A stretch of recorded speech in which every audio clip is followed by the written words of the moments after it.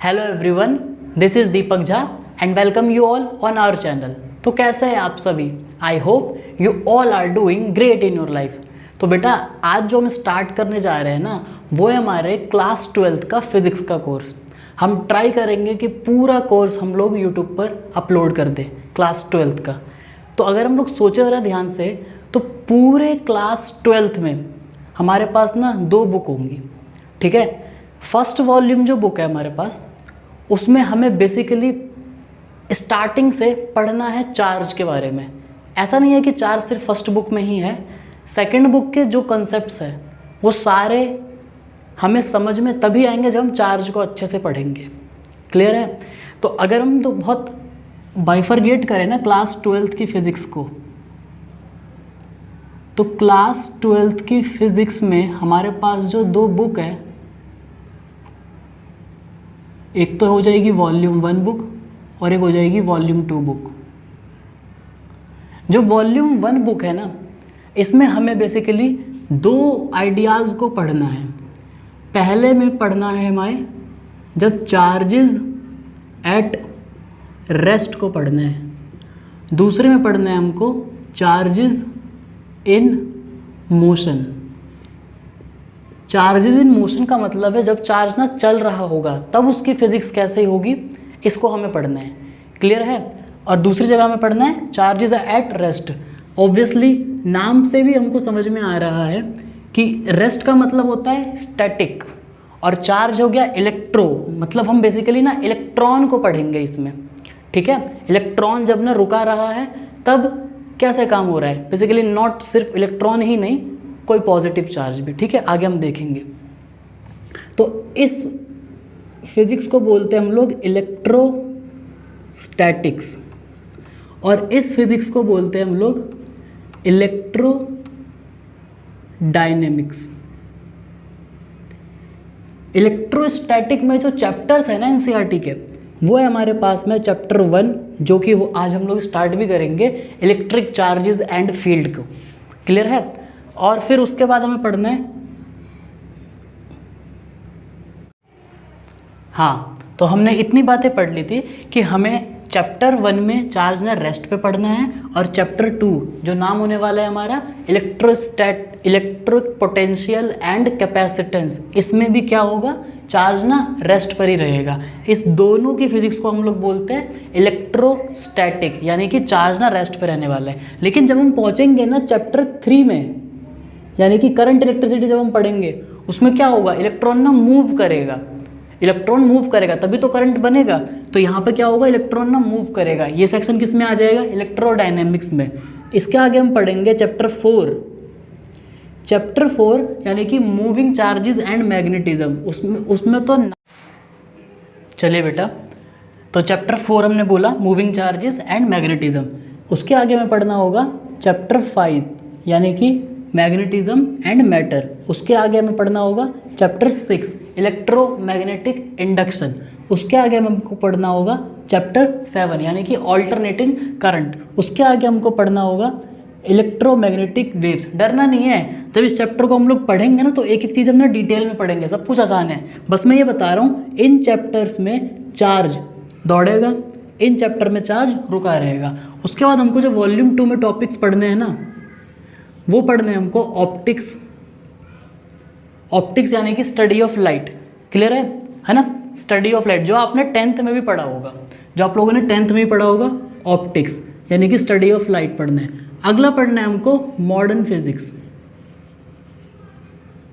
Modern physics में हमको जो हमने क्लास 11th की केमिस्ट्री में एटॉमिक स्ट्रक्चर पढ़ा था ना, बेसिकली उसी को, और न्यूक्लियस भी पढ़ेंगे। फिजिक्स में हम लोग न्यूक्लियस भी पढ़ेंगे, एटॉमिक का स्ट्रक्चर तो पढ़ेंगे, साथ ही साथ कुछ एक्स्ट्रा चीज़ें पढ़ेंगे जो हमने 11th में नहीं पढ़ी है, ठीक है। उसके बाद हमको पढ़ना होगा क्वांटम फिजिक्स। क्वांटम फिजिक्स, तो क्वांटम फिजिक्स में सिंपली अगर मैं समझाना चाहूँ, ये मार्कर का कैप एक पार्टिकल है, इसको मैं कहीं दूर फेंकूंगा तो इसका साइज़ छोटा बड़ा नहीं होगा। असल में ना ये सिर्फ पार्टिकल नहीं है, इसके पास ना दोनों प्रॉपर्टी है, यानी कि ये वेव भी है और ये पार्टिकल भी है। तो कोई भी मैटर के ना 2 प्रॉपर्टी को हमको पढ़ना होता है फिजिक्स में, उसी ब्रांच को हम लोग कहते हैं क्वांटम फिजिक्स। क्लियर है? उसके दोनों प्रॉपर्टी को हमको पढ़ना होता है। हम लोग देखेंगे कि पार्टिकल का अपना वेवलेंथ भी होता है जो कि एक ना वेव की प्रॉपर्टी है, और अपना खुद का मोमेंटम भी होता है जो कि एक ना वेव की जो कि एक पार्टिकल की प्रॉपर्टी है। क्लियर है? तो कोई भी मैटर के पास ना दोनों प्रॉपर्टी होगी, वो हम इस टॉपिक में पढ़ेंगे।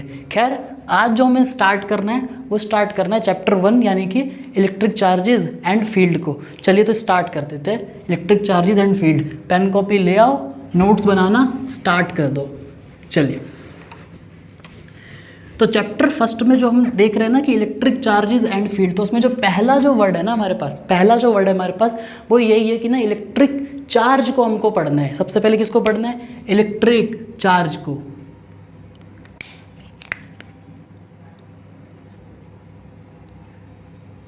तो सबसे पहले हमको पढ़ना है इलेक्ट्रिक चार्ज। ठीक है, क्या होता है इलेक्ट्रिक चार्ज? किसी भी सब्सटेंस में, ये तो आपको पता होगा कि कोई भी सब्सटेंस एटम से मिलकर के बना हुआ है, उस एटम में न्यूक्लियस है, चारों तरफ उसके इलेक्ट्रॉन्स घूम रहे हैं। बेसिक में हमने ये पढ़ा हुआ है, 9th 10th में हमने ये पढ़ा हुआ है। तो कोई भी जो सब्सटेंस है वो बना हुआ एटम से है, तो उसके अंदर कुछ प्रोटॉन है, कुछ इलेक्ट्रॉन है। प्रोटॉन पे क्या होता है? Positive charge. इलेक्ट्रॉन पे क्या होता है? Negative charge. अब उस सब्सटेंस में अगर प्रोटॉन और इलेक्ट्रॉन की मात्रा बराबर होती है तो नेगेटिव चार्ज भी उतना ही है जितना कि पॉजिटिव चार्ज है। क्लियर है? अब अगर इस प्रोटॉन और इलेक्ट्रॉन की संख्या को ना बराबर ना होकर के थोड़ा सा डिफरेंस ला दिया जाए तो उस बॉडी पे क्या आ जाएगा? चार्ज आ जाएगा। जैसे हम छोटा सा एग्जांपल लेते हैं सोडियम का। हम अभी एग्जांपल ले रहे किसका? सोडियम के एटम का एग्जांपल ले रहे हैं। क्लियर है? तो सोडियम का अगर जो एक एटम है तो इसका एटॉमिक नंबर कितना होता है? इसका एटॉमिक नंबर होता है 11। क्लियर है? इससे हम समझ में क्या आया कि इसके पास 11 ही इलेक्ट्रॉन है और 11 ही प्रोटॉन है। तो इस एटम में, सोडियम के इस एटम में जितने इलेक्ट्रॉन की संख्या है उतने ही प्रोटॉन की संख्या है। ठीक है? अब अगर मैं बात करूं इसकी Na+, यही तो चार्ज है। ये चार्ज आया कैसे होगा? ये चार्ज सिर्फ तब आया होगा जब इसके अंदर 10 तो इलेक्ट्रॉन हो गए होंगे, लेकिन आज भी इसके अंदर क्या है? 11 प्रोटॉन है। 10 इलेक्ट्रॉन क्यों हुए होंगे? 10 इलेक्ट्रॉन इसलिए हुए होंगे क्योंकि इलेक्ट्रॉन का जो डिस्ट्रीब्यूशन होता है वो कुछ ऐसा होता है 11 का। अब ये जो आउटर मोस्ट का जो एक इलेक्ट्रॉन है ये निकल जाएगा, ये रिमूव हो जाएगा, ये रिमूव हो जाएगा या फिर ना लॉस हो जाएगा, इसका लॉस हो जाएगा। अगर एक इलेक्ट्रॉन ना घट गया तो इस पर बच कितने गए? रिमेनिंग इलेक्ट्रॉन कितने हो गए? तो रिमेनिंग इलेक्ट्रॉन हो गए इसके पास में 10 इलेक्ट्रॉन। लेकिन आज भी सिर्फ और सिर्फ एक इलेक्ट्रॉन गया है ना, प्रोटॉन की संख्या तो आज भी उतनी ही है जितनी पहले थी। तो एक प्रोटॉन ज़्यादा है, इसीलिए उस प्रोटॉन और इलेक्ट्रॉन की संख्या में डिफरेंस होने के कारण, क्या डिफरेंस होने के कारण, अनइक्वल होने के कारण, किसकी संख्या में अनइक्वल होने के कारण? इलेक्ट्रॉन और प्रोटॉन की वजह से यहाँ पे एक चीज़ आ गई और इसी को बोला गया चार्ज। तो हम ऐसे लिख सकते हैं, it is a property, it is the property of substance या matter which arises due to unequal number of electron and proton। अब बात आ गई होगी आपको समझ में कि इलेक्ट्रॉन और प्रोटॉन में अनइक्वल नंबर में प्रेजेंस होने के कारण कि इलेक्ट्रॉन कुछ और संख्या में, प्रोटॉन कुछ और संख्या में, इन दोनों के बीच में ना डिफरेंस है। उस डिफरेंस के होने के वजह से ही हमारे सोडियम एटम पे क्या आ गया? एक चीज़ आ गई, उसी को क्या बोला गया? चार्ज बोला गया।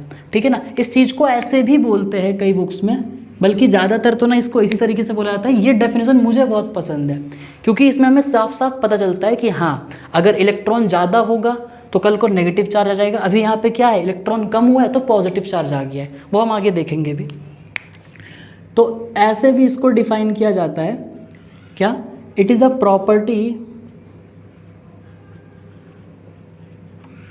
It is the property of matter by which it shows electric effect around it। मतलब कि ये ऐसी प्रॉपर्टी है, ये ऐसी प्रॉपर्टी है जिसके वजह से अपने आसपास ये इलेक्ट्रिक इफेक्ट दिखाएगा। इलेक्ट्रिक चार्ज पूरे के पूरे मैटर की वो प्रॉपर्टी है जिसकी वजह से अपने आसपास के एरिया में ये इलेक्ट्रिक इफेक्ट्स दिखाएगा। क्लियर है इतनी बात? चलिए नोट कर लीजिए, मैं भी इसे रब करने जा रहा हूँ, इसे रब कर देते हैं। देखिए, तो अब ये एक ना इलेक्ट्रिक चार्ज है। अब किसी सब्सटेंस पे ऐसा हो सकता है कि ज़्यादा चार्ज हो, किसी पे कम चार्ज हो। जिस पे ज़्यादा चार्ज होगा वो अपने आसपास के एरिया में इलेक्ट्रिक इफेक्ट ज़्यादा अच्छे से दिखाएगा, और जिसमें कम चार्ज होगा वो उतने अच्छे से इलेक्ट्रिक इफेक्ट नहीं दिखा पाएगा। बाद में ये जो मैं बार बार बोल रहा हूँ ना इलेक्ट्रिक इफेक्ट, इसको हम लोग ना इसी चैप्टर में इलेक्ट्रिक फील्ड के नाम से पढ़ेंगे। तभी तो चैप्टर का नाम है इलेक्ट्रिक चार्जेस एंड फील्ड। तो चार्ज की वजह से जो इफेक्ट्स आएंगे वो इफेक्ट ही क्या है, फील्ड है। ठीक है ना? तो अभी हमने देखा कि ना इलेक्ट्रिक चार्जेस को ना मेज़र करने के लिए, इलेक्ट्रिक चार्जेस को मेज़र करने के लिए जो इसकी एसआई यूनिट होती है वो होती है कूलाम।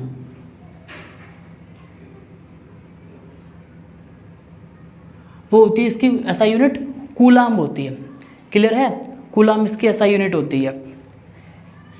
साथ ही साथ हमको ये भी याद होना चाहिए, बेसिक क्लासेस में हमने पढ़ा है कि एक इलेक्ट्रॉन पे जो चार्ज होता है वो 1.6 इंटू 10⁻⁻19 कूलाम होता है। कूलाम साइंटिस्ट का नाम है, इसीलिए इसके जो यूनिट का जो साइन है वो कैपिटल लेटर में, कैपिटल सी से इसको दिखाते हैं।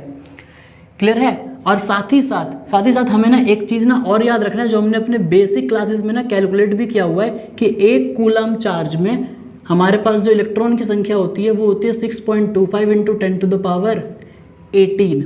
ये क्या है? नंबर ऑफ इलेक्ट्रॉन है। 6.25 इंटू 10⁻18 क्या है? नंबर ऑफ इलेक्ट्रॉन्स है।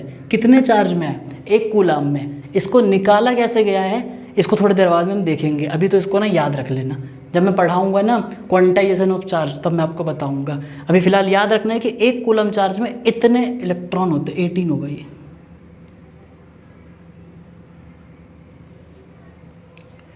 ठीक है? हाँ 18 होगा। चलिए, तो चलिए बेटा आगे बढ़ते हैं इसमें। अभी हमने देखा था सोडियम के एग्जाम्पल से देखा था कि सोडियम के एटम ने एक इलेक्ट्रॉन ने लूज किया है, तो सोडियम पे कैसा चार्ज आ गया? प्लस का चार्ज आ गया। तो हम लोग ये समझ गए कि बाय लॉस ऑफ इलेक्ट्रॉन के लॉस होने के कारण हमें जो चार्ज मिलता है, किसी भी बॉडी से अगर इलेक्ट्रॉन निकल गया, यानी कि नेगेटिव चार्ज अगर निकल गया, तो उसके अंदर पॉजिटिव अपने आप ही बढ़ जाएगा, क्योंकि शुरुआत में दोनों की संख्या बराबर थी। डाल्टन ने यही बोला था ना कि ना मैग्नीट्यूड का जो चार्ज का जो मैग्नीट्यूड होगा वो बराबर होता है एटम में। क्लियर है इतनी बात? लेकिन अब निकल क्या गया? इलेक्ट्रॉन। तो ज़्यादा क्या हो गया इसके पास? प्रोटॉन। तो जब भी इलेक्ट्रॉन का लॉस होगा तो चार्ज कैसा प्रोड्यूस होता है? पॉजिटिव चार्ज प्रोड्यूस होता है। और अगर गेन ऑफ इलेक्ट्रॉन हो गया, तो गेन ऑफ इलेक्ट्रॉन अगर हो जाए तो चार्ज कैसा प्रोड्यूस होगा? चार्ज प्रोड्यूस होगा नेगेटिव। क्लियर है? अगर मैं ना नेगेटिव चार्ज का एग्जांपल बताना चाहूँ आपको, बहुत ही आसान सा, तो हमारे पास में क्लोरीन का एटम होता है। क्लोरीन का जो एटॉमिक नंबर होता है वो होता है 17 का मतलब होता है कि इलेक्ट्रॉन की संख्या कैसे है इसमें? 2, 8, 7। ये अपनी वैलेंसी को यानी कि ऑक्टेट रूल को फॉलो करने के लिए एक इलेक्ट्रॉन क्या करेगा, गेन करेगा। जैसे ही एक इलेक्ट्रॉन ना गेन करता है तो अभी इसके पास में कितने इलेक्ट्रॉन है, 17 इलेक्ट्रॉन है, और प्रोटॉन कितने हैं, 17 ही प्रोटॉन है। लेकिन जब ये ना एक इलेक्ट्रॉन ना गेन करेगा तो इसके पास में इलेक्ट्रॉन कितना हो जाएगा, तो ये अपने ऑक्टेट को फुल करेगा। आज भी इसका एटॉमिक नंबर तो 17 ही है। 17 इलेक्ट्रॉनिक नंबर होने का मतलब क्या है, इसके पास में 17 ही प्रोटॉन है। लेकिन इलेक्ट्रॉन कितने हो गए इसके पास, 2 8 10 और 1 18 इलेक्ट्रॉन हो गए। इसीलिए इस पर कैसा चार्ज आ जाएगा, नेगेटिव चार्ज। तो वो मैंने आपको बताया कि गेन ऑफ इलेक्ट्रॉन के वजह से सब्सटेंस पे नेगेटिव चार्ज। चलिए, तो मैंने आपको ये बताया कि क्लोरीन पे किस तरीके से या किसी भी सब्सटेंस पे नेगेटिव चार्ज आता है। नेगेटिव चार्ज के लिए उसका इलेक्ट्रॉन को गेन करना ज़रूरी है और पॉजिटिव चार्ज के लिए इलेक्ट्रॉन का लॉस करना उसे ज़रूरी है। एक कूलम चार्ज पे 6.25 × 10⁻18 इलेक्ट्रॉन्स होते हैं। ठीक है, चलिए आगे बढ़ते हैं। अब हमें इसमें देखना है कि ना मेथड ऑफ चार्जिंग को, कि चार्ज करने के ना कितने तरीके होते हैं। ठीक है ना, तो मेथड ऑफ चार्जिंग में हमको पढ़ना है, ज़रा ध्यान से देखिएगा, हेडिंग लगा लो पहले, मेथड्स ऑफ चार्जिंग। कि किसी भी सब्सटेंस को अगर हमको चार्ज बनाना है, उसको चार्ज बना तो नहीं रहे हम, लेकिन हम चार्ज कर रहे हैं उस चीज़ को। ठीक है, अभी चार्ज को हम बना नहीं सकते, अभी क्या हम चार्ज को बना ही नहीं सकते, आगे चल करके हम ना पढ़ेंगे भी। तो मेथड्स ऑफ चार्जिंग, मैंने यहाँ पे जनरेशन ऑफ चार्जिंग नहीं लिखा है या प्रोडक्शन ऑफ चार्जिंग नहीं लिखा है, सिर्फ और सिर्फ ना चार्ज को मेथड से कर रहे हैं किसी। ठीक है, अभी आप देखिए ध्यान से, मेरी बात को सुनिएगा। तो पहला जो हमको पढ़ना है ना, वो पढ़ना है चार्जेस या चार्जिंग बाय रबिंग, यानी कि रगड़ करके। दो सब्सटेंस हम ना लेंगे, डायरेक्ट एग्जांपल पे ही आते हैं, सुनना। एक हमने लिया सिल्क, ठीक है, सिल्क लिया, और यहाँ हमने लिया एक ग्लास रॉड, ग्लास रॉड लिया। क्लियर है इतनी बात बेटा? एक हमने लिया सिल्क और एक हमने लिया ग्लास रॉड। ठीक है, अब हमने क्या किया ना, सिल्क का कपड़ा लिया, उसको ना ग्लास रॉड से करके ना रब किया, तो ऐसा देखा गया कि कुछ इलेक्ट्रॉन निकल करके सिल्क पर चले गए। अब आपको थोड़ी सी बात ना 11th की भी ना याद आ रही होगी, वर्क फंक्शन वगैरह। खैर अभी हमें ना वो सब यहाँ पे नहीं पढ़ना है, ज़रा ध्यान सुनना। दो सब्सटेंस, एक लिया ग्लास रॉड, एक लिया सिल्क, जब इसको रब किया तो कुछ हीट जनरेट हुई। वो हीट ग्लास रॉड ने एब्जॉर्ब कर ली। उस एब्जॉर्ब करने के वजह से इसका जो इलेक्ट्रॉन था उसका वर्क फंक्शन ना कम था। किसके कंपैरिजन में? सिल्क के कंपैरिजन में। तो इसका वर्क फंक्शन कम था, तो इसका इलेक्ट्रॉन निकल करके सिल्क पर आ गया और सिल्क हो जाएगा नेगेटिवली चार्ज। सिल्क कैसा हो जाएगा? नेगेटिवली चार्ज हो जाएगा हर तरफ से। और ये कैसा हो जाएगा ग्लास रॉड? Positively charge. एक कमाल की बात बताऊँ, कमाल की बात क्या, आप तो समझ ही रहे होंगे कि जितने इलेक्ट्रॉन यहाँ से निकले होंगे उन्होंने ही तो मिलकर के इसे नेगेटिव चार्ज दिया होगा, और जितने इलेक्ट्रॉन यहाँ से निकल गए होंगे उसकी वजह से यहाँ पे उतना ज़्यादा पॉजिटिव चार्ज आ गया होगा। तो यहीं से अभी से आइडिया लेना शुरू करो कि इलेक्ट्रॉन के लेन देन से ही चार्ज आया। इलेक्ट्रॉन लूज किसने किया? ग्लास रॉड ने, इसीलिए वो कैसा हो गया? Positively charge. गेन किसने किया? सिल्क ने, तो वो कैसा हो गया? Negatively charge. क्लियर है? इसी को बोला जाता है चार्ज बाय रबिंग। रब करने के वजह से हीट जनरेट हुई, और जिस बॉडी का लोअर वर्क फंक्शन था, जिस बॉडी का लोअर वर्क फंक्शन था, उसने अपना इलेक्ट्रॉन लूज कर दिया। जहाँ इलेक्ट्रॉन गया वो हो जाएगा नेगेटिवली चार्ज, जहाँ से इलेक्ट्रॉन निकला वो हो जाएगा पॉजिटिवली चार्ज। ये सब काम करते वक्त, करने से पहले ना एक ना साइंटिस्ट थे, साइंटिस्ट का आपने नाम भी सुना होगा, साइंटिस्ट ही थे, physicist Benjamin Franklin. Benjamin Franklin ने पतंग उड़ाने के दौरान ऐसी चीज़ें उन्होंने करी थी, रब वगैरह किया था। खैर मैं उसमें डिटेल में नहीं जाऊंगा, बुक्स में आपको सिखाया इससे जाता है, बट सबसे पहले शुरुआत करी थी बेंजामिन फ्रैंकलिन ने। उन्होंने हमको बताया था कि दो तरीके के चार्जेस हो सकते हैं, एक होता है पॉजिटिव, एक होता है नेगेटिव, जो हम पहले भी सीख चुके हैं। अभी हमने देखा कि पॉजिटिव बनेगा इलेक्ट्रॉन निकलने के कारण और नेगेटिव बनेगा इलेक्ट्रॉन गेन करने के कारण। वो उन्होंने पतंग उड़ाने के दौरान सीखा था, ठीक है ना। हम तो किताबों से सीखते हैं। दूसरा जो तरीका, इसी में दूसरा एग्जाम्पल देखना, इसी में दूसरा एग्जाम्पल बुक्स में क्या दिया रहता है कि एक ना इबोनाइट रॉड ली, इबोनाइट रॉड ले लो या फिर प्लास्टिक की रॉड ले लो, बात एक ही है। इबोनाइट रॉड ली और यहाँ जो क्लॉथ लिया ना वो लिया वूलन का। बेटा कहानी ना बहुत सारी है इसके पीछे, मैं सिर्फ आपको वो बता रहा हूँ जो आपको जानना ज़रूरी है, ठीक है। तो वूलन क्लॉथ ने क्या किया, वूलन क्लॉथ ने इस बार क्या होगा ना, मान लिया ये ना इबोनाइट रॉड या प्लास्टिक रॉड है, इसको वूलन क्लॉथ से ना रब किया। अब ये देखा गया कि इलेक्ट्रॉन वूलन क्लॉथ ने लूज़ कर दिया, वूलन क्लॉथ ने इलेक्ट्रॉन लूज़ कर दिया। आपको ये सब ना याद नहीं रखना है, बस इसको एक बार देख लो। तो इलेक्ट्रॉन कहाँ से निकला, वूलन क्लॉथ से, तो वूलन क्लॉथ हो जाएगा पॉजिटिवली चार्ज, और उतना ही पॉजिटिव चार्ज आया होगा जितना यहाँ से इलेक्ट्रॉन निकला होगा, और इस पर उतना ही नेगेटिव चार्ज आया होगा जितना इस पर इलेक्ट्रॉन रिसीव हुआ होगा।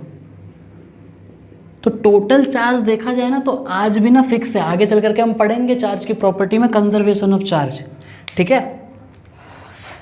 चलिए अब हमें पढ़ना है, इसमें एक अलग चीज़ पढ़ते हैं थोड़ी सी। उससे पहले ना एक छोटी सी चीज़ बता दूं मैं पहले कि एक ना नोट पॉइंट लिख लेना।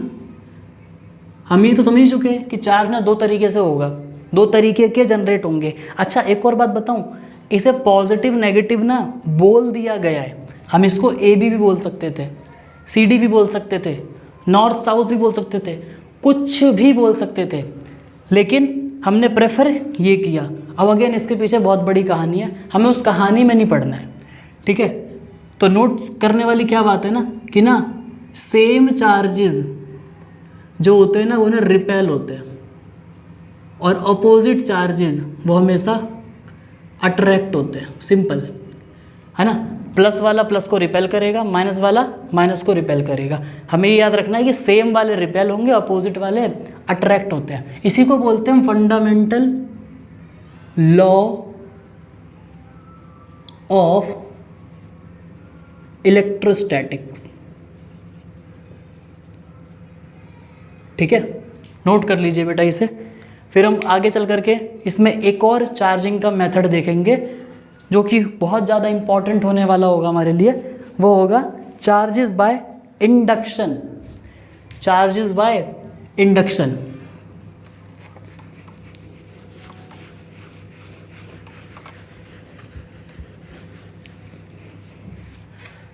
सुनिए चार्जेस बाय इंडक्शन में क्या क्या पढ़ना है।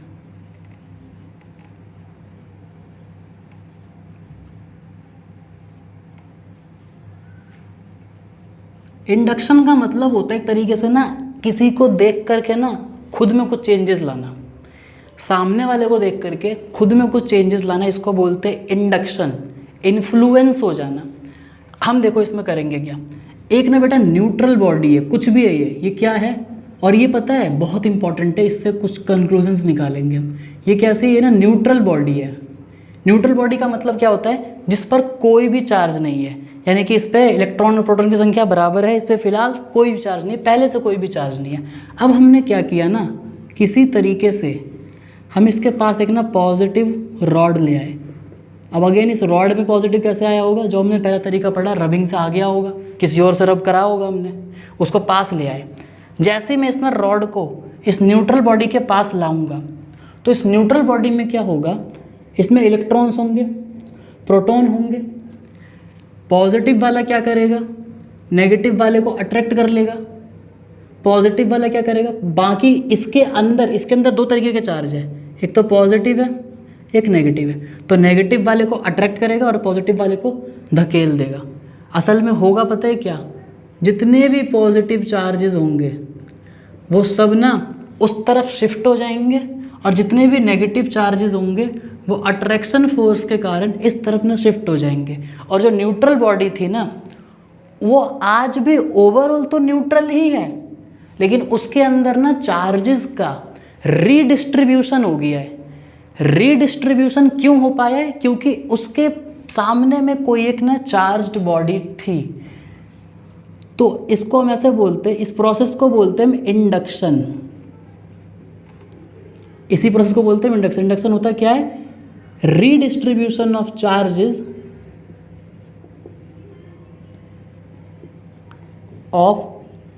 Charges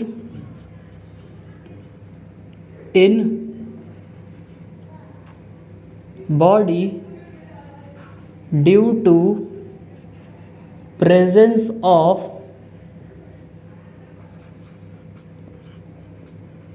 other. हाँ, तो हम इसमें देख रहे थे कि due to the presence of other charged body, एक बॉडी ऑलरेडी चार्ज थी, उसकी वजह से क्या हुआ, पुरानी जो न्यूट्रल बॉडी थी ना, ये जो न्यूट्रल बॉडी थी, इसमें हुआ क्या, सारा इस पॉजिटिव की वजह से सारा पॉजिटिव चार्ज ना रिपेल होकर के एक तरफ शिफ्ट हो गया और सारा नेगेटिव चार्ज अट्रैक्ट होकर के एक तरफ शिफ्ट हो गया। ये ओवरऑल बॉडी आज भी न्यूट्रल ही है, लेकिन इसमें जो चार्जेस है ना वो ना रीडिस्ट्रीब्यूट हो गए। इसी रीडिस्ट्रीब्यूशन को क्या बोला हमने, इंडक्शन। किसी चार्ज बॉडी की वजह से ये जो न्यूट्रल बॉडी थी उसमें चार्जेस का रीडिस्ट्रीब्यूशन हो गया, इसी को बोला हमने इंडक्शन। अब होगा पता है क्या, यहाँ पर एक बात ना बहुत ज़्यादा इंपॉर्टेंट है नोट करने वाली। असल में ये नेगेटिव है, ये पॉजिटिव है, तो ये दोनों जो पेयर होंगे, ये पेयर और ये पेयर, ये दोनों जो पेयर होंगे ये आपस में ना अट्रैक्ट कर रहे होंगे क्योंकि अपोजिट नेचर के हैं। इसमें हो क्या रहा होगा, अट्रैक्शन हो रहा होगा। लेकिन इन दोनों पेयर में रिपल्सन हो रहा होगा। ठीक है, एक पेयर में हो रहा है अट्रैक्शन, एक पेयर में हो रहा है रिपल्सन। बॉडी ओवरऑल न्यूट्रल ही है आज भी, बस रीडिस्ट्रीब्यूशन हुआ चार्ज का। अब देखना, नोट करने वाली बात पता है क्या है, इस बॉडी में नेट फोर्स कौन सा वाला ज़्यादा होगा, अट्रैक्शन वाला या रिपल्सन वाला? तो इंडक्शन के कारण यहाँ पर जो फोर्स ऑफ जो अट्रैक्शन है ना वो ज़्यादा होगा as compared to force of repulsion के। क्यों, ऐसा क्यों? क्योंकि नेगेटिव वाला चार्ज भी उतना ही है जितना पॉजिटिव वाला है, क्योंकि बॉडी ओवरऑल तो न्यूट्रल ही थी। तो आज भी ये दोनों चार्ज है बराबर, लेकिन नेगेटिव वाला ज़्यादा पास में है जो कि अट्रैक्शन करवा रहा है, तो ये फोर्स ज़्यादा तगड़ा होगा एज कंपेयर टू रिपल्सन वाले के, क्योंकि चार्जेस तो सेम ही है ना, दोनों का इफेक्ट चार्ज के अकॉर्डिंग सेम लगेगा, लेकिन जो ज़्यादा पास है वो ज़्यादा लगेगा। तो हुआ क्या, फोर्स ऑफ अट्रैक्शन ना ज़्यादा हो गया। तो हमने यहाँ पे ना ये सीखा कि अट्रैक्शन जो है, अट्रैक्शन जो होगा दो मैटर के बीच में, जब भी जो अट्रैक्शन होगा, मैं ग्रेविटेशनल अट्रैक्शन की बात नहीं कर रहा हूँ, मैं इलेक्ट्रिक चार्ज की वजह से अट्रैक्शन की बात कर रहा हूँ। तो अट्रैक्शन होगा दो तरीक़ों से, एक तो होगा ऑपोजिट चार्जेस में, ठीक है, एक होगा ऑपोजिट चार्जेस में, और एक होगा एनी चार्ज, कोई भी चार्ज्ड बॉडी हो और कोई भी न्यूट्रल बॉडी हो। देखो बेटा कट तो नहीं रहा उधर, नहीं विजिबल है, ठीक है। कोई भी ना चार्ज्ड बॉडी और कोई भी न्यूट्रल बॉडी भी आपस में अट्रैक्शन कर सकती है by the process of induction. बस मेरे को ये सिखाना था, मेरे को यही सिखाना था, ठीक है। और इसके बाद एक और पॉइंट, रिपल्सन तो ज़्यादा नहीं हुआ, तो रिपल्सन होने का सिर्फ और सिर्फ इलेक्ट्रिक चार्जेस में केवल और केवल एक ही कारण है, सिमिलर चार्जेस होना, या तो प्लस प्लस हो या फिर माइनस माइनस हो। विजिबल है ये? हाँ जी विजिबल है ना। तो रिपल्सन सिर्फ और सिर्फ कब होता है, जब सिमिलर चार्जेस होते हैं, यानी कि सेम चार्जेस होंगे। रिपल्सन होने का केवल एक कारण है कि दोनों बॉडी सेम चार्ज है, एक प्लस है तो दूसरा भी प्लस होगा, एक माइनस है तो दूसरा भी माइनस होगा। लेकिन अट्रैक्शन में दोनों चीज पॉसिबल हो सकती है, या तो दोनों ऑपोजिट होंगे या फिर कोई एक चार्ज्ड होगा और एक न्यूट्रल होगा, तब भी अट्रैक्शन हो सकता है। और इसी वजह से अट्रैक्शन की दो पॉसिबिलिटी होती है। तो अगर हमें किसी भी बॉडी पे ये पता लगाना है कि चार्ज है कि नहीं है, तो हम हमेशा ना रिपल्सन का टेस्ट फॉलो करते हैं, अट्रैक्शन का नहीं, क्योंकि अट्रैक्शन तो न्यूट्रल बॉडी भी करती है by the process of induction. लेकिन अगर हमें चार्ज का डेफिनेटली पता लगाना है कि कोई भी बॉडी ना परफेक्टली मतलब चार्ज्ड है, ये हमें पता लगाना है, तो हम हमेशा कौन सा टेस्ट अपनाएंगे? रिपल्सन। तो एक स्टेटमेंट लिख लेना, रिपल्सन इज द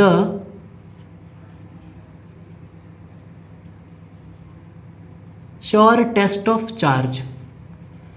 यानी कि चार्ज को अगर टेस्ट करना है ना कि कोई भी बॉडी चार्ज है या नहीं है, तो हम केवल और केवल रिपल्सन वाले पर ही रिलाय करेंगे, हम कभी भी अट्रैक्शन पे रिलाय नहीं करेंगे। क्योंकि ऐसा हो सकता है कि अगर दो बॉडी अट्रैक्ट कर रही है तो दोनों में से कोई एक न्यूट्रल हो, लेकिन रिपल्सन कभी भी ऐसा नहीं होगा। रिपल्सन के टाइम पे दोनों पे सिमिलर चार्जेस ही होंगे और हम डेफिनेटली बोल सकते हैं कि हाँ बॉडी चार्ज्ड है। किस चीज़ को फॉलो करके? रिपल्सन को फॉलो करके। तो रिपल्सन को हम बोलते हैं sure test of charge. I hope बेटा ये क्लियर हो गया होगा आप लोगों को। अब हम इसमें आगे बढ़ते हैं।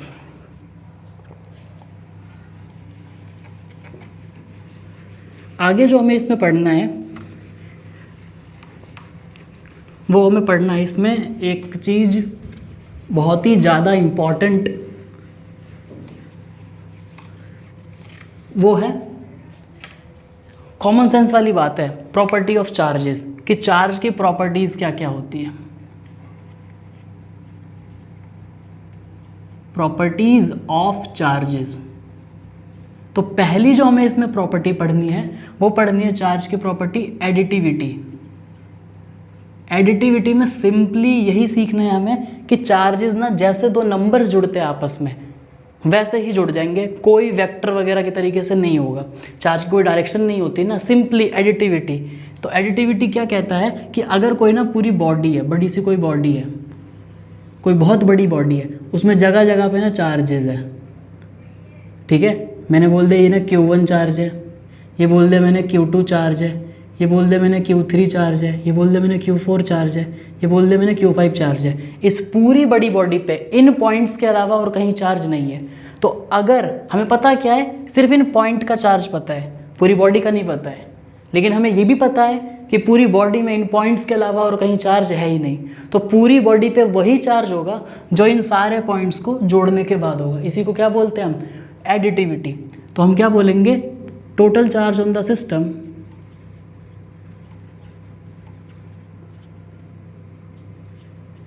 total charge on the system is just algebraic, algebra की तरह जोड़ दो, just algebraic sum of all individual charges। ठीक है। दूसरी जो प्रॉपर्टी हमें इसमें पढ़नी है वो पढ़नी है कंजर्वेशन ऑफ चार्ज। जैसे हमने पढ़ा है ना conservation of mass, conservation of energy, वैसे हमें पढ़ना है कंजर्वेशन ऑफ चार्ज। तो कंजर्वेशन ऑफ चार्ज में हमें यही पढ़ना है जिस तरीके से ना मास का कंजर्वेशन ना याद करने की कोशिश करते हैं हम। मास के कंजर्वेशन में हमने ये सीखा था कि मास को ना ही क्रिएट किया जा सकता है और ना ही डिस्ट्रॉय किया जा सकता है। तो ठीक ऐसे ही चार्ज के कंजर्वेशन में ना हम चार्ज को डिस्ट्रॉय कर सकते हैं, charge can not be destroy, charge can not be produce या जनरेट। तो ना ही हम चार्ज को प्रोड्यूस कर सकते हैं ना ही हम चार्ज को डिस्ट्रॉय कर सकते हैं। इससे हम ना ये भी समझते हैं कि total charge of the universe, total charge of universe is always constant. मैं इस स्टेटमेंट को थोड़ा सा जस्टिफाई कराता हूँ। थोड़ी देर पहले हमने ना सोडियम का एग्जाम्पल लिया, क्लोरीन का एग्जाम्पल लिया, ग्लास रॉड का सिल्क का एग्जाम्पल लिया। अरे ग्लास रॉड में से इलेक्ट्रॉन उतने निकले जितने इस सिल्क पर नेगेटिव चार्ज आ पाया, तो सिल्क उतना ही नेगेटिव चार्ज हुआ जितना कि रॉड पॉजिटिव चार्ज हुआ। पूरे यूनिवर्स में अगर दो चीज़ है, ग्लास रॉड और सिल्क, तो दोनों मिलाकर के पॉजिटिव नेगेटिव तो जीरो ही होंगे ना। हमने ऑब्वियस सी बात है रबिंग से हमने ग्लास रॉड को ऑब्वियसली पॉजिटिव चार्ज कर दिया, लेकिन उतना ही नेगेटिव चार्ज यूनिवर्स के किसी दूसरे हिस्से में इकट्ठा हो गया। तो हम ये कहते हैं कि total charge of the universe is always constant. Sodium में जितना प्लस आया था उतना उसने एक इलेक्ट्रॉन किसी को दिया होगा, क्लोरीन ने जितना एक इलेक्ट्रॉन लिया था उतना ही दूसरे से किसी से इलेक्ट्रॉन लिया होगा, तो वहाँ पे पॉजिटिव चार्ज इकट्ठा हो गया होगा। तो ऐसा हम कहते हैं कि कहीं अगर दुनिया में नेगेटिव चार्ज है किसी अमाउंट में, तो उतना ही यूनिवर्स के किसी दूसरे हिस्से में पॉजिटिव चार्ज जरूर पैदा हुआ होगा। ठीक है, ये हो गया हमारा कंजर्वेशन ऑफ चार्ज। अगर मैं इसमें बताऊँ एडिटिविटी में, तो टोटल चार्ज अगर मैं लिखूँ उसमें क्यू टोटल अगर लिखना चाहूँ मैं बॉडी का क्यू टोटल, तो वो हुआ होगा Q1 plus Q2 plus Q3 plus Q4 plus Q5। अब डिपेंड करता है कि Q1 Q2 Q3 ये नेगेटिव भी है क्या, तो उन्हें साइन के साथ लेंगे। ठीक है, चलिए अब इसमें एक बहुत ही ज़्यादा इम्पॉर्टेंट एक कंसेप्ट है, वो है क्वांटाइजेशन का, कि जो चार्ज जो होता है ना। चलिए तो नेक्स्ट इम्पॉर्टेंट जो चीज़ हम पढ़ने जा रहे हैं वो होगा चार्जेस आर क्वांटाइज्ड। ये जो क्वांटाइज जो वर्ड है, यह आपने पहली बार पढ़ा होगा क्लास 11th के केमिस्ट्री कोर्स में सेकंड चैप्टर में, कि जो बोर के जो ऑर्बिट थे ना वो n=1 और n=2 के बीच में कोई भी इलेक्ट्रॉन नहीं होगा। बेसिकली क्वांटाइज्ड का मतलब होता है ना रिस्ट्रिक्शन होना, या तो n=1 पे इलेक्ट्रॉन रहेगा या फिर n=2 पे इलेक्ट्रॉन रहेगा। ठीक ऐसे ही चार्जेस भी ना कुछ फिक्स वैल्यूज़ ही ले सकते हैं, चार्जेस की कंटिन्यूस वैल्यू नहीं होती है। ज़रा सुनिएगा, हुआ क्या, कोई एक ना बॉडी है जो कि ये मैं बोल रहा हूँ ए बॉडी है, ये दूसरी बॉडी है बी। हमने वो रब वगैरह किया तो इसका वर्क फंक्शन ना लोअर था, तो इलेक्ट्रॉन कहाँ ट्रांसफ़र हो जाएगा, बी पर ट्रांसफ़र हो जाएगा। अगर इलेक्ट्रॉन ना बी पर ट्रांसफ़र हो रहा है, अगर इलेक्ट्रॉन बी पर ट्रांसफ़र हो रहा है, तो ये वाला जो बी वाली जो बॉडी है वो नेगेटिवली चार्ज हो जाएगी और जो ए वाली बॉडी है वो पॉजिटिवली चार्ज हो जाएगी। और अभी भी हमको पता है कि जितने इलेक्ट्रॉन यहाँ से निकले होंगे उतना ही पॉजिटिव यहाँ आया होगा, उतना ही नेगेटिव यहाँ आया होगा, क्योंकि चार्जेस आर कंजर्व। यूनिवर्स के में जितना यहाँ पॉजिटिव बना होगा उतना यूनिवर्स के दूसरे हिस्से में नेगेटिव बना होगा। तो मैं क्या कह रहा हूँ कि क्या हम इसमें से आधा इलेक्ट्रॉन नहीं निकाल सकते ना, इसमें से क्या आधा इलेक्ट्रॉन निकाल सकते हैं हम? नहीं, पॉसिबल ही नहीं है। कम से कम या तो एक इलेक्ट्रॉन निकालेंगे, या तो दो, या तो तीन। तो यहाँ से यहाँ transfer of half electron is not possible. अगर हाफ इलेक्ट्रॉन पॉसिबल नहीं है तो हाफ इलेक्ट्रॉन निकलने के वजह से कोई भी पॉजिटिव चार्ज क्रिएट ही नहीं हो पाएगा। इससे हम ना ये समझे, या तो एक इलेक्ट्रॉन का चार्ज होगा या तो दो इलेक्ट्रॉन का चार्ज होगा। और हमको पता ही है ना एक इलेक्ट्रॉन पे चार्ज कितना होता है, 1.6 × 10⁻⁹ कूलम, इतना होता है। तो क्या बोला गया कि दुनिया का कोई भी जो चार्ज होगा ना क्यू, या तो वो एक इलेक्ट्रॉन के चार्ज के बराबर होगा, 1.6 × 10⁻⁹ कूलम के, या फिर वो दो इलेक्ट्रॉन के ट्रांसफ़र के वजह से बना होगा, या फिर वो तीन इलेक्ट्रॉन के ट्रांसफ़र के वजह से बना होगा, या फिर वो चार इलेक्ट्रॉन के ट्रांसफ़र के वजह से बना होगा। तो क्या कह रहा हूँ ये मैं, तेरा ध्यान सुनना, एक और दो इलेक्ट्रॉन के बीच में हाफ इलेक्ट्रॉन का चार्ज पॉसिबल नहीं है, मतलब 1.5 का चार्ज पॉसिबल नहीं है। ठीक है, सही, या तो चार्ज ना ज़ीरो होगा, 0 और 1 इलेक्ट्रॉन के बीच में कोई चार्ज पॉसिबल नहीं है। 2 और 3 के बीच में 2.5 इलेक्ट्रॉन के बराबर का चार्ज पॉसिबल नहीं है। जिस तरीके से मैं अगर आपसे पूछूँ ना इस काम को और आसान बनाने के लिए, थोड़ा सा फील आ जाए आप लोगों को, बाकी कॉन्सेप्ट तो यही है कि कैश रुपी अगर मेरे को कैलकुलेट करना हो, कैश जो रुपी देना हो, तो आप 50 पैसा तो दे नहीं सकते, क्योंकि 50 पैसा है ही नहीं वैलिड। या तो आप उसे 1 रुपया दोगे, या तो 2 रुपये दोगे, या तो 3 रुपये दोगे।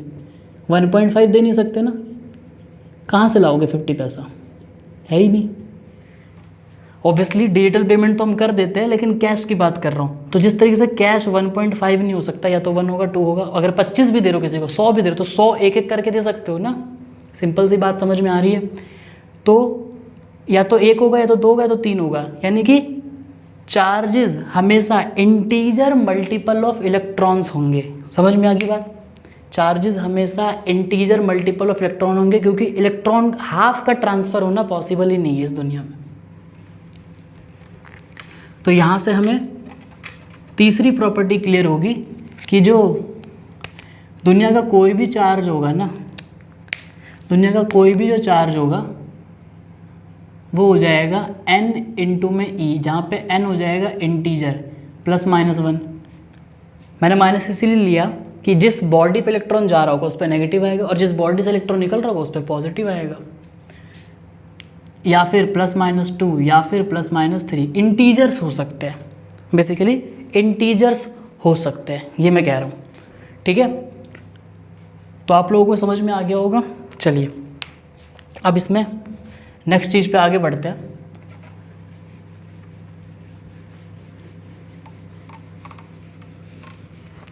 इस पे एक ना इम्पॉर्टेंट सवाल ना कुछ ऐसा आता है, कई बार आ जाता है स्टेटमेंट टाइप में, कि ऐसा चार्ज पॉसिबल है कि नहीं है। जैसे मैं अगर लिखूँ ना 2 इंटू में 10⁻⁻19 coulomb charge, is this possible? Is this possible? क्या इतना चार्ज पॉसिबल होगा? तो मैंने अभी थोड़ी देर पहले बोला, ज़रा ध्यान सुनना, क्योंकि दुनिया का कोई भी चार्ज होगा वो n इंटू में e के बराबर होता है। और n क्या हो सकता है? या तो +-2 +-3 +-4। फिलहाल मान लेते हैं कि प्लस का चार्ज है, तो सारे प्लस के नंबर ही हम, क्योंकि वो बॉडी प्लस की चार्ज है, तो नेगेटिव तो उस पे जाएगा ना, इस पे इलेक्ट्रॉन होगा। अभी बॉडी पे कैसा है, इलेक्ट्रॉन निकला है यहाँ से, तो कौन से नंबर लेने हैं हमको? पॉजिटिव वाले। नेगेटिव वाले तब लेने होते हैं जब वो इलेक्ट्रॉन आ रहा होता है। ठीक है ना, जब यहाँ पे चार्ज नेगेटिव होगा तो नेगेटिव नंबर, जब पॉजिटिव होगा तो पॉजिटिव नंबर, सिंपली। अब देखो हम कैलकुलेट करेंगे क्यू कितना दे रखा है हमको, क्यू दे रखा है इतना, 2 इंटू में 10⁻⁻19। ये इलेक्ट्रॉन नीचे आएगा। अब हम ना यहाँ से चेक करेंगे कि n की वैल्यू क्या आ रही है डिवाइड लगाने पे। अगर n की वैल्यू हमारे पास में अगर कैसे भी करके इंटीजर्स आ गई, ऐसे इंटीजर्स आ गए, तो हम बोलेंगे हाँ ये चार्ज पॉसिबल है। और अगर इंटीजर ना आए, फ्रैक्शन आ गए, फ्रैक्शन पता है ना क्या दिखा रहा है? हाफ इलेक्ट्रॉन को दिखाएगा या 3/4 इलेक्ट्रॉन को दिखाएगा। ठीक है ना, जो कि पॉसिबल नहीं होता, तो हम बोल देंगे ये चार्ज ना पॉसिबल ही नहीं होगा। देखिए आइए कैलकुलेट करते हैं। तो 2 इंटू में 10⁻⁻19 अपॉन में 1.6 इंटू 10⁻⁻19। ज़रा आप अगर ध्यान से इसे कैलकुलेट करेंगे ना तो आएगा 20/16 n की वैल्यू आएगी है। अब इसे अगर आप चेक करेंगे तो 4 4 या 16 तो हो जाएगा 5/4। 5/4 4 से मैंने कैंसिल कर दिया, तो ये तो फ्रैक्शन आ गया, कोई इंटीजर आ नहीं रहा। तो हम क्या बोलेंगे? This charge is not possible, n is not integer, कि n इंटीजर नहीं है, so this charge is not possible. ये चार्ज ना पॉसिबल ही नहीं होगा, क्योंकि n हमारा इंटीजर नहीं है, n आ रहा है हमारा फ्रैक्शन में, जिस वजह से ये चार्ज पॉसिबल नहीं होगा। ऐसे ही सवाल बनते हैं। हमें क्या ध्यान देना होगा कि n हमारा इंटीजर आना चाहिए। अगर नेगेटिव चार्ज दे रखा है तो नेगेटिव नंबर्स में आएगा, चलेगा। नेगेटिव इंटीजर 2 तरीके के होते हैं ना, पॉजिटिव नेगेटिव, आ सकता है n नेगेटिव, कोई दिक्कत नहीं है। चलिए अब कई बार जैसे हमने एक प्रॉपर्टी और पढ़ी कि कंजर्वेशन ऑफ चार्जेस, तो कई बार ना सवाल ना ऐसा आ जाता है, कंसेप्चुअली सवाल आ जाता है कि एक ना कोई बॉडी थी जिसमें चार्ज ना कुछ ऐसा था, 5 कूलम इधर था, प्लस का 4 कूलम इधर था, माइनस का 3 कूलम इधर था, 3 जगह थी, चार्ज ऐसा था। हमने कुछ कुछ इसमें ना हुआ, इसमें कुछ कुछ हुआ, इंटरनली हुआ, internally something happened, internally something happened, इस बॉडी में कुछ ना कुछ अंदर हुआ। इस होने के कारण ना ये हो गया प्लस का 2 कूलम चार्ज, ये हो गया माइनस का 1 कूलम चार्ज, और इस जगह पे पूछ लिया जाएगा कि तीसरी जगह है कोई, वहाँ पे x कूलम चार्ज है, तो x की वैल्यू क्या होगी। अब ज़रा ध्यान सुनना, इस वर्ड का मतलब क्या है, internally something happened. Internally something happened का मतलब है कि इसमें बाहर से कोई भी एक्सटर्नल इफेक्ट्स नहीं आए, तो इसका मतलब ये बॉडी कैसी हो गई, आइसोलेटेड। आइसोलेटेड, जिस भी बॉडी में इंटरनली सिर्फ होता है, नॉट एक्सटर्नली, उसको हम क्या बोलते हैं, आइसोलेटेड बॉडी। आइसोलेशन तो जानते होंगे ना, कोरोना में हुआ था, आइसोलेटेड रहते थे, एक रूम में क्लोज रहते थे, ताकि बाहर का कोई भी इफेक्ट हमारे ऊपर ना पड़े, या हम बाहर कोई भी इफेक्ट ना दे। किसी भी ऑब्जेक्ट पर बाहर से, एनवायरनमेंट से कोई भी इंटरेक्शन ना हो, उसको क्या बोलते हैं, आइसोलेटेड। ठीक है, तो अगर एडिटिविटी ऑफ चार्ज को हम फॉलो करें तो ये बॉडी पहले कितनी चार्ज थी, तो +5 + 4 9, +5 + 4 9 हो गया, और ये हो गया -3। तो पहले कितनी चार्ज थी इनिशियली, अगर मैं बोलूँ तो इनिशियली इस पे चार्ज था 6 कूलम का, प्लस के 6 कूलम का चार्ज था।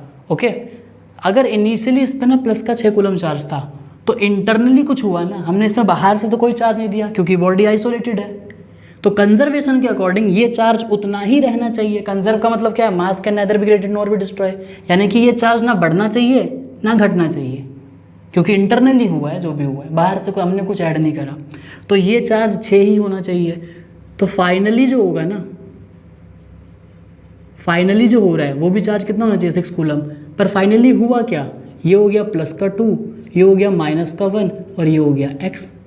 अब सॉल्व कर लेते हैं, ठीक है ना, तो ये हो गया 6, यहाँ आ गया प्लस का 1, ये हो गया x, तो x की वैल्यू कितनी आ गई 5, यानी कि जो x है ना वो 5 कूलम का चार्ज है। ये हो गया हमारा कंजर्वेशन चार्ज पर। ठीक है, ऐसे न्यूमेरिकल्स आ जाते हैं, स्टेटमेंट भी पूछ लेता है, कोई ज़्यादा खतरनाक न्यूमेरिकल नहीं है, कॉमन सेंस वाला है, हम तो बिना पेन के भी कर सकते थे इसको। ठीक है, अब कई बार ना हमसे ना पूछ लिया जाता है कि चार्ज और मास में अंतर क्या है, कई बार हमसे पूछ लिया जाता है कि चार्ज और मास में अंतर क्या है। ठीक है ना, सवाल कई बार आ जाता है, तो मैं यहाँ पे एक टेबल बना रहा हूँ मास और चार्ज को लेकर के, तो मैं एक बात में कॉमन पता है क्या पहले लिख देता हूँ नोट करके, बोथ आर स्केलर, क्योंकि दोनों ही ना डायरेक्शन पे तो डिपेंड करती नहीं है, तो चार्ज भी स्केलर है और मास भी स्केलर ही है, क्योंकि दोनों डिपेंड करती ही नहीं डायरेक्शन पे। अब जब डायरेक्शन पे डिपेंड नहीं करती तो मैंने इसको बोल दिया स्केलर। ये तो होगी सिमिलैरिटी, ये होगी मास और चार्ज के बीच में सिमिलैरिटी। लेकिन अंतर क्या क्या है, ज़रा ध्यान सुनना। फर्स्ट पॉइंट में हम लोग ना ये लिख सकते हैं कि जो मास है ना, मास या तो पॉजिटिव होगा, तो क्या नेगेटिव होता है क्या मास, नहीं होता है, तो सिर्फ और सिर्फ या तो मास ना 0 हो सकता है, या मास होगा तो पॉजिटिव ही होगा। क्या चार्ज सिर्फ पॉजिटिव होता है क्या, नहीं, नेगेटिव भी होता है। तो इसका जो पहला पॉइंट का डिफरेंस आ जाएगा वो क्या आ जाएगा, ये 0 भी हो सकता है, ये नेगेटिव भी हो सकता है, और ये पॉजिटिव भी हो सकता है। मास तो कभी नेगेटिव नहीं होता ना, मास कभी नेगेटिव होता ही नहीं है, तो एक डिफरेंस तो हो गया ये। दूसरा पॉइंट जरा ध्यान सुनना, हमने पढ़ा चार्जेस आर क्वांटाइज्ड, लेकिन क्या मास भी क्वांटाइज्ड होता है क्या? क्या कोई ऐसी छोटी यूनिट है जिससे छोटा कुछ ना ला सके? जैसे 1 kg होता है तो क्या आधा kg भी तो होता है, 1 ग्राम होता है तो कुछ आधा ग्राम भी तो होता है कि नहीं? लेकिन आधे इलेक्ट्रॉन के बराबर का चार्ज नहीं होता है, ठीक है ना। अब एक बात सुनना ध्यान से, असल में ना ऐसा कुछ अभी तक ना ढूंढा नहीं गया है कि ना मास क्वांटाइज्ड है या नहीं है, लेकिन चार्ज पक्का क्वांटाइज्ड है कि इलेक्ट्रॉन के ट्रांसफ़र से ही बनता है, एक इलेक्ट्रॉन के ट्रांसफ़र से ही बनता है, दो इलेक्ट्रॉन का तो ट्रांसफ़र नहीं हो सकता है। क्लियर है इतनी बात? तो हम क्या लिखेंगे, quantization of mass, quantization of mass yet not established. अभी तक हम इस पे काम ही कर रहे हैं, अभी तक हमें कुछ ना मिला नहीं है रिजल्ट कि मास भी क्या सिर्फ और सिर्फ इंटीजर मल्टीपल ऑफ समथिंग होगा क्या, नहीं, ऐसा कुछ नहीं है। मास अलग अलग होते हैं। मास 1 kg 2 kg के बीच में ½ kg होता है, 1 ग्राम 2 ग्राम के बीच में 1.5 ग्राम होता है, लेकिन एक इलेक्ट्रॉन के चार्ज के बराबर में और 2 इलेक्ट्रॉन के चार्ज के बराबर में बीच में कुछ नहीं एग्जिस्ट करता। बहुत ज़्यादा इंपॉर्टेंट बात थी ये, लेकिन क्या क्वांटाइजेशन ऑफ चार्ज है पॉसिबल? हाँ, quantization of charge, charge is quantized, direct लिख देते हैं, चार्ज इज़ क्वांटाइज्ड। चार्ज तो पक्का क्वांटाइज्ड है, ठीक है। तीसरा डिफरेंस, ज़रा ध्यान सोचना, तीसरा डिफरेंस में क्या लिखेंगे? देखिए, मास जो होता है ना, एक मास दूसरे मास को हमेशा अट्रैक्ट करता है ग्रेविटेशनल फोर्स के कारण, लेकिन क्या चार्ज हमेशा क्या अट्रैक्ट ही करते हैं? नहीं, रिपेल भी करते हैं। खैर इस डिफरेंस को ना इस डिफरेंस को हम आगे चल करके पढ़ेंगे, ग्रेविटेशनल फोर्स और इलेक्ट्रोस्टैटिक फोर्स में डिफरेंसेस वहाँ भी पढ़ सकते हैं। खैर यहाँ भी लिख सकते हैं, इसमें कोई बड़ी बात नहीं है, मैंने एक बता दिया एक्स्ट्रा पॉइंट, ठीक है ना। अभी जो हमें जो ध्यान देना है ना इसमें, वो ये ध्यान देना है कि जो मास है ना, मास कैन एग्जिस्ट विदाउट चार्ज। जो मास होता है ना, वो ना चार्ज के बिना एग्जिस्ट कर सकता है। ये मार्कर है, अब इस पर कोई चार्ज नहीं है, कहीं रब वब नहीं किया मैंने। ऐसा होता है ना कि कोई भी सब्सटेंस होता है, जरूरी थोड़ी ना वो चार्ज ही हो, जरूरी थोड़ी ना उसके अंदर ना अनइक्वल नंबर ऑफ इलेक्ट्रॉन और प्रोटॉन हो, नहीं, लेकिन उसका मास तो कुछ हो सकता है। तो ऐसा होता है कि ना किसी वस्तु का ना मास होता है और चार्ज नहीं होता, लेकिन ऐसा कभी नहीं हो सकता, charge can not exist without, charge can not exist without mass, यानी कि मास के बिना कभी भी चार्ज ना एग्जिस्ट ना नहीं कर सकता। ऐसा क्यों? अभी बताता हूँ। असल में चार्ज ना पैदा कैसे हुआ था, कम से कम उस पर 1 इलेक्ट्रॉन तो होगा, तभी दुनिया का सबसे छोटा चार्ज वो बना होगा। आधा इलेक्ट्रॉन तो हो नहीं सकता, तो छोटे से छोटा क्या चार्ज होगा? 1 इलेक्ट्रॉन के बराबर। और इलेक्ट्रॉन का कुछ मास भी होता है, पढ़ा है आप लोगों ने, 9.1 × 10⁻³ kg। तो मास आ गया ना, दुनिया के सबसे छोटे चार्ज लेने की वजह से मास कुछ ना कुछ आ गया। इसीलिए दुनिया का छोटे छोटा चार्ज भी हमने देखा, वो 1 इलेक्ट्रॉन के बराबर था, उसका भी कुछ ना कुछ मास था। इसका मतलब चार्ज बिना मास के एग्जिस्ट नहीं कर सकता। फोर्थ जो है ना, ज़रा थोड़ा ध्यान से सुनना। असल में ना मास हम ना कंजर्व बोलते ज़रूर है, लेकिन वो सिर्फ और सिर्फ ना केमिकल रिएक्शंस में कंजर्व होता है, किसी भी न्यूक्लियर रिएक्शन में कंजर्व नहीं होता। आइंस्टाइन की इक्वेशन है ना, E = mc², उसमें एनर्जी निकलती है, मास एनर्जी में कन्वर्टिबल होता है। तो conservation of mass is only valid in chemical reactions, सिर्फ और सिर्फ केमिकल रिएक्शन में वैलिड होता है, न्यूक्लियर रिएक्शन में वैलिड नहीं होता। जबकि दुनिया की हर कंडीशन में चार्ज हमेशा कंजर्व रहता है, चाहे वो न्यूक्लियर रिएक्शन हो चाहे वो केमिकल रिएक्शंस हो। तो हम बोलते हैं charges are strictly conserved. Charges जो है वो हमेशा ही कंजर्व रहेंगे, ठीक है, चाहे वो कोई भी न्यूक्लियर रिएक्शन हो चाहे वो कोई सी भी केमिकल रिएक्शंस हो, ठीक है। एक और पॉइंट लिखते हैं इसमें,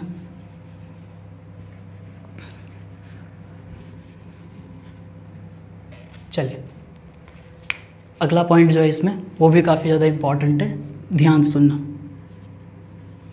मास जो होता है ना, 11th की फर्स्ट बुक में एक इक्वेशन पढ़ी होगी आप लोगों ने फर्स्ट चैप्टर में, नहीं याद आ रही है तो मैं आपको याद दिला देता हूँ कि जो डायनेमिक मास होता है ना वो रेस्ट मास अपॉन में v²/c², यानी कि जो मास जो होता है ना वो डिपेंड करता है उसकी स्पीड पर। अगर वो लाइट की स्पीड से बहुत ज़्यादा तेज़ चल रही होगी ना तो उसका मास थोड़ा सा बढ़ जाएगा, बहुत ही नेग्लिजिबल बढ़ता है। लेकिन अगर वो ना उसने स्पीड लाइट की स्पीड के अराउंड उसने अचीव कर लिया तो वो जो चेंज होगा वो कंसिडरेबल होगा, अच्छा खासा चेंज होगा, ठीक है। लेकिन जो चार्ज होता है ना, चार्ज नहीं बदलता, कितनी भी तेज़ी से किसी को दौड़ा लो उस पर चार्ज कभी नहीं बदलेगा। तो ज़रा समझ में आ रही बात, मास यहाँ पे स्ट्रिक्टली कंजर्व नहीं है, चार्ज कंजर्व है। मास यहाँ पे चेंज हो रहा है, चार्ज चेंज नहीं होगा, है ना। तो हम बोलते हैं charge are invariant, charges are invariant, वो नहीं बदलते हैं, वो रेस्ट में भी उतने ही बैठा। तो हमने यहाँ क्या देखा, charges are invariant. I hope आप लोगों को एक एक चीज़ें ना बहुत अच्छे से समझ में आई होगी। क्या करना है आपको, लेक्चर अटेंड करना है और इसको ना रिवाइज कर रहे हैं। और अभी हम ना जब चैप्टर में किसी भी चैप्टर में हम ना आगे बढ़ेंगे तो हम लोग क्वेश्चंस भी करेंगे, हर तरीके के सवाल करेंगे ताकि एग्ज़ाम में कुछ भी हमारा छूटे नहीं, कुछ भी हमें हमसे ना कुछ भी नया ना लगे, सब कुछ हमने एक बार करा हुआ हो, ठीक है ना। चलिए बेटा, आई होप आप लोगों को लेक्चर समझ में आया होगा। मैं फिर अगेन बोलता हूँ, आप लोग मेरे इस जर्नी में साथ दीजिएगा। तब तक के लिए keep smiling, stay healthy, do hard work with happy mind and make parents and country proud on you.